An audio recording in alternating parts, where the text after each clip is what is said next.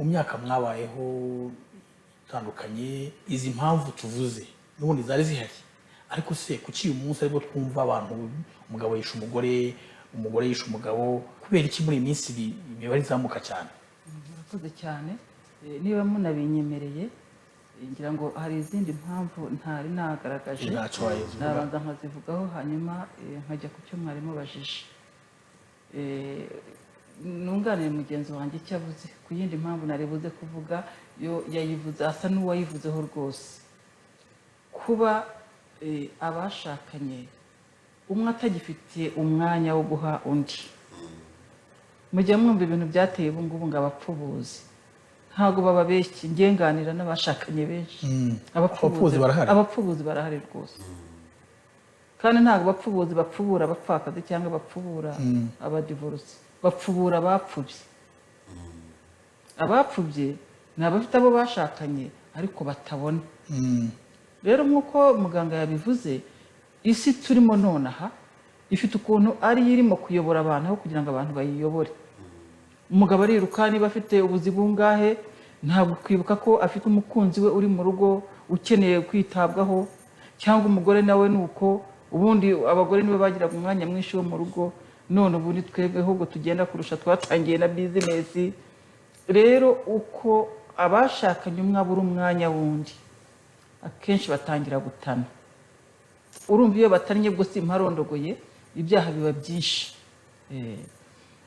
Ikindi ntari navuzeho gitera amakimbirane n'ubukene. Ubukene mu rugo. Abanyarwanda baravuze ngo abasangira ubusa bitana ibisambo.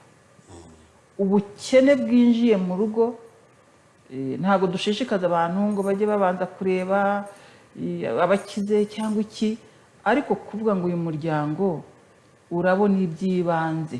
Mu Kinyarwanda baravuga ngo uyu muryango ntusaba umunyu. Iyo ubukene bwinjiye mu rugo byanga bikunda amakimbirane atangira. Amakimbirane agatangira, niyo mpamvu ubu ngubu abenshi barimo kwicana kubera imitungo. Bapfuye imitungo, bapfuye ko umwe yahembwa amafaranga akayangiza, ayo mafaranga ntagire icyo abyara mu rugo. Rero ubukene butuma abantu babura iby'ibanze. Umuntu wabuze iby'ibanze atangira agahinda. Iyo byatangiye agahinda kinjiye mu rugo, ibyishimo by'urugo birasohoka. Ubwo nyine bakabatangiye inzira yo guhangana. Hanyuma ikindi navugaho ni buriya gender cyangwa se uburinganire. Njye sinkunda kuvuga ijambo uburinganire gusa kuko ryagiye riyobya benshi. Nkunda kuvuga uburinganire n'ubwuzuzanye. Ihame ry'uburinganire n'ubwuzuzanye ubanza hari ahantu twaryigishije koko bikenewe cyane, bifasha abantu bikomeye. Ndabyibuka icyo gihe abantu babuzwaga uburenganzira, abagore birukanwe mu mitungo, abana b'abakobwa ngo ntibagomba kujya kwiga. Kubyigisha byafashije abantu, ibibazo byinshi birakemuka, ariko aho byumvikanye nabi birimo gusiribanga. Birasiribanga rwose. Impamvu yuko abantu bakimbirana bakaba abantu bagakimbirana. Ubundi mu rugo abashakanye iyo umwe yakoraga ikosa undi yageragezaga kumucira bugufi kugira ngo amufashe kwikosora. Ariko ubu noneho niba umugabo yaraye mu kabari, umugore nawe arinjira mu kandi turareshya, noneho bose bakagendera rimwe. Urumva niba bagendeye rimwe umuryango bombi bapfiriye rimwe, nta n'umwe uri busigare. Kandi ubundi mu gukemura amakimbirane tuzi ko iyo umwe azamuye ijwi undi akagabanya buriya bihosha amakimbirane. Ubu rero iriya turareshya hari abayumvise nabi, ntibayumva ko ari iyo guhabwa uburenganzira bungana imbere y'amategeko, ahubwo bayumva nk'aho ari uguhangana. Njya nkunda kubwira abagore niba uhari uri mu rugo, umugabo ko arimo gutekereza umushinga w'inzu agiye kubaka, uramubwira ngo ajye gukarabya abantu uhari kubera iki? Uramubwira ngo abe ari ujya guhindurira umwana kubera iki? Ko uhari ndetse unafite amafaranga washatse na wa muntu wo kugufasha. Utwo tuntu natwo dutuma abantu bakimbirana. Hanyuma ikindi gikomeye cyane rero gitera amakimbirane mu ngo ni ibikomere byinshi.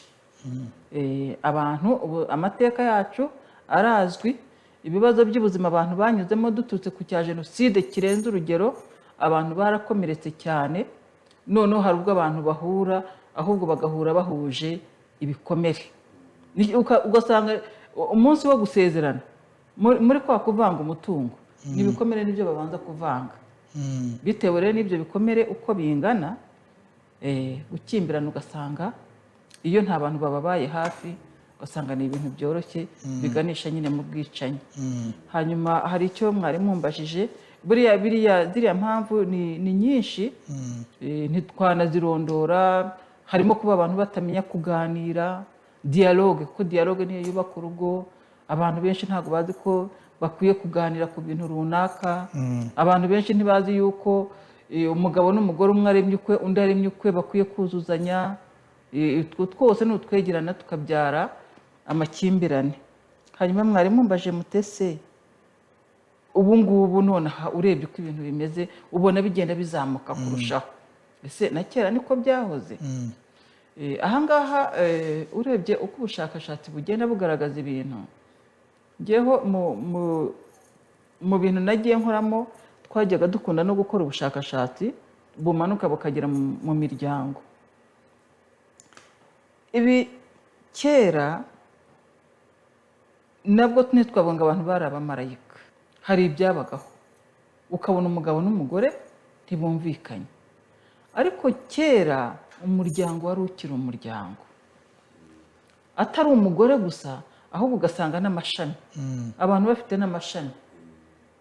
Noneho uko abantu bagenda baba ba nyamwigendaho, hari ukuba nyamwigendaho kubera ko abantu batagifite abantu benshi babashagaye, hari no kuba nyamwigendaho tubigizwe na rya terambere ririmo ritwirukansa. Muzarebe nkubaha muri Kigali ngo ni ibintu bimenyerewe. Ngituye mu ntara hari abantu benshi nabonaga, ngeze muri Kigali narababuze nabo barambura. Umuntu rero abanyamwigendaho kubera ko nta bantu mu muryango afite, cyangwa se yahugiye muri kwa kwiruka akabura umwanya w'abantu. Kandi ubundi Dr arabiturusha cyane, umuntu ni umuntu agirwa n'abantu. Uko uganira n'abantu, none angane na Dr tukamara isaha dutandukana, uwo munsi nashoboraga kuba ndi bwiruke mu muhanda ugasanga hari ibyamanutse muri njye byasubiye mu gitereko. Kera rero umuryango hari ukuntu wari wegeranye, hari ukuba abantu bari bafite uburere nyabwo, hari ukuntu mu gushaka habagaho kwitonda no gushishoza. Muzi kera hajyagaho habaho ku gihe cyanjye wenda byari bitakiriho cyane by'abaranga n'iki, ariko nibura kugira ngo ushakane n'umuntu warabanza ukamumenya pe, ukamumenya ukamugendaho. Uko rero abantu babanzaga kumenyana, niko washakaga umuntu waramaze kumenya ngo ushatse ndi. Ubwo no kumwihanganira bikoroha kuko ntabwo byabaga bikuguye hejuru. Hanyuma uko nanone habaga hari imiryango ishyize hamwe, nta nubwo ari imiryango gusa, ikintu cyo kurebera ikibi birimo kugenda bifata intera. Hari igihe umuntu wese yabaga ahangayikishijwe n'ibiba kwa mugenzi we. Bimwe tujya twita ngo ni ijisho ry'umuturanyi cyangwa iki twabivuga ku mwana, ariko no ku bantu bakuru nuko. Ku buryo ababyeyi babaga bahangayikishijwe n'umwana wabo washatse, icyambere bakanamuherekeza, icyo dukunze kwita accompagnement. Ubundi abantu bamaze gushaka hakagombye kubaho kubaherekeza. Ninde ubaherekeza? Mwabonye marene na pare baba bahari? Buriya ntabwo abantu iyo bari gutoranya marene na pare urungano bareba urungano, bakareba agasura umuntu uzajya mu ifoto akayiryoshya ikamera neza. Ariko mbabwije ukuri batandukana wa munsi. Kandi ubundi iriya couple yavutse ni couple yo guherekeza, mukayirera, mukabagira inama muri ubwo buzima bushya. Ibi rero by'amakimbirane kera byabagaho, ariko umuryango wari ufite uburyo ubyinjiramo ukanakosora, abantu bagakosoreka. Hanyuma nanavuga ngo social media cyangwa se izi mbuga nkoranyambaga zari zitarabaho cyane. Iterambere ngo ibintu bimenyekane vuba vuba. Ubu ngubu bikaba ikibaye hehe gihita kivugwa kikamenyekana. Ariko noneho mu makuru mfite, mu byo nkurikirana, mu kuganira n'abantu, kuko navuga ngo njye nagize amahirwe yo kuganira n'ibyiciro by'abantu batandukanye, abayobozi, ababyeyi, abapapa, abamama, urubyiruko. kandi no mu ntara zose ugasanga nagiye ngira amahirwe yo guhuramo n'abantu uko kera byari bimeze ubu ngubu bigenda bizamuka, amakimbirane agenda aba menshi, agenda yiyongera, ubwicanyi bugenda bwiyongera. Navuga ngo abamaze kubikoraho ubushakashatsi, buriya na dogiteri aza kudusangiza abo yaba afitemo. Hari imiryango yagiye ikora ubushakashatsi bwo kuranga abantu barimo barapfa iki, ni ibiki bituma abantu barimo kwicana. Rero ikinini kirimo kigaragara none aha, sinzi niba ndi buvuge ngo hari umugabo wigeze kuvuga ngo buriya twese turi abasazi, uretse ko ibisazi ari byo bigenda birutana. Hanyuma hari n'ubushakashatsi buherutse gukorwa na RBC bugenda bugaragaza ngo buri cyiciro cy'abantu, aba bantu bafite ihungabana n'ibikomere, ubuzima bwabo bwo mu mutwe bwangiritse kuri uru rwego. Navuga ngo twanyuze mu bintu bitwangiza ubuzima bwo mu mutwe. Iyo umuntu afite ibibazo byo mu mutwe aba ari mu yindi si, buri isi y'abantu aba yayisohotsemo. Ni ukuvuga ngo abakora cya kintu twita kuvoma hafi, akajinya gatoya cyane cyane. Uretse kugira ngo bicana baba babanje kurakaranya bikomeye, bashobora no kurakaranya gutya mu kanya umuntu akihina hirya, n'abapfa ibiceri magana angahe, akihina hirya. Umugabo yajyanye ihene ku isoko, umugabo agasanga umugore yariye umwanda, akihina hirya gato akabazanye akanyundo, bikaba birarangiye. Ni ukuvuga ngo rero hari ibibazo bya jenoside twanyuzemo, ingaruka zayo abantu barakomeretse cyane. Ni ukuvuga ngo harimo abakuru bamwe bagize uruhare mu gukora jenoside. Urumva umuntu wabayeho atozwa kwica abantu, kwica umuntu kuri we ni ikintu cyoroshye, noneho hari n'abandi nabo bagiye bayikorerwa, uko nabwo abantu bagenda bakorerwa itesha agaciro, burya nabo umuntu bugenda butakara. Kandi iyo yamaze kuyikorerwa nawe, noneho kuyikorera uwayimukoreye biba biri ibintu byoroshye cyane. Noneho abo ngabo, iki ni icyiciro cy'abakuze. Twajya mu cyiciro cy'urubyiruko rero, none se abo bana bacu, abo bana twonkeje ayo maraso, kuko umwana yangirika, dogiteri aza kubidufasha, yangirika akiri mu nda ya nyina, akiri urusoro. Abo bana twonkeje agahinda, tukabonsa umujinya, tukabonsa ubwicanyi, ubwo baracyari mu nda. Noneho hari abari bahari barabibona n'amaso yabo. Wibwira ko umwana wabonye muri 1994 wagaraguye ku ntumbi nawe agakubitaho, ubu ngubu se ntafite imyaka 30 na ubwo se kugira ngo yice umuntu uzakanya gato. Ni ukuvuga ngo harimo ababikoze babireba n'amaso, abandi barabyigishwa, noneho hari n'ababivanye mu ruhererekane navuga ngo uruhererekane rw'ibikomere n'uruhererekane rwo kugira bikagera ku bana. Ni ukuvuga ngo kera twajyaga twibeshya yuko uko imyaka igenda isimburana ibintu bizagenda bigabanuka. Ntabwo ariko biri. Hari umushakashatsi wigeze kubivugaho avuga ngo hari ibisekuru, hari ibinyejana bigomba kuzashira kugira ngo abantu bongere bakire baba abantu. Ariko iyo urebye abantu ntabwo dufite abantu benshi bazima, kandi abo bantu banona nibo barimo bubaka ingo. None se nk'ubu nyuma y'imyaka 31 n'ibiri igiye kugera jenoside ibaye, niba umwana ashaka kwicara akavuga ati ariko ni imfubyi, umuntu w'imyaka 32 se umuntu w'inkumi? Yego. Ubundi mu gihe cya kera yakagombye kuba yubatse yarabyaye. Icyo nacyo tuza kukigarukaho, turebe ku kintu cy'ibikomere. Mwabonye ukuntu abajene batagiye ibintu byo gushaka ari borora imbuga ukumva ntabwo bimureba cyane.